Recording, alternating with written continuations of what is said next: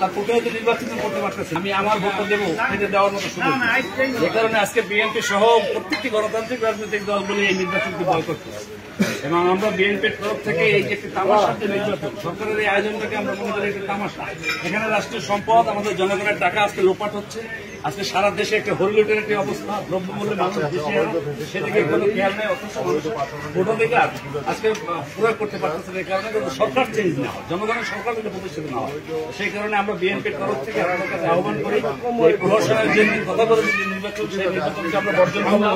BNP সহ গণতান্ত্রিক সকল রাজনৈতিক দলগুলি আজকে এই নির্বাচনকে বয়কট করছে। সেই নির্বাচন বয়কটের আহ্বানের জন্য আপনাদের কাছে ইনশাআল্লাহ আমরা গণতান্ত্রিক পরিবেশ যখন ফিরে আসবে, সেই পরিবেশে যেন মানুষকে ভোটাধিকার প্রয়োগ করতে পারে এবং নেতা নির্বাচন করতে পারে, সেই আহ্বান জানানোর জন্যই আমরা আজকে এবং আমরা এই উপজেলা পরিষদের নির্বাচনকে আমরা সকলে না বলবো।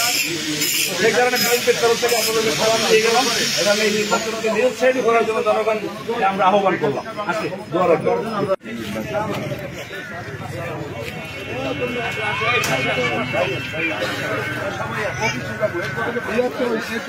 থাকবে লিফলেট, এগুলো তারা নিজেরা করবে, ঠিক আছে?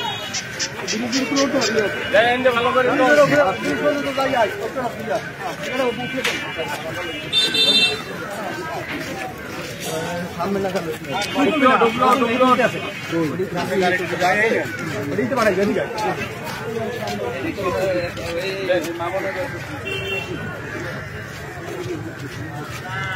এবারে তোমার ক্যামেরাটা নিয়ে অফ করো, তোমার ক্যামেরাটা সামলাও, তোমার ক্যামেরাটা নিয়ে সামলাও, আরো সামলাও।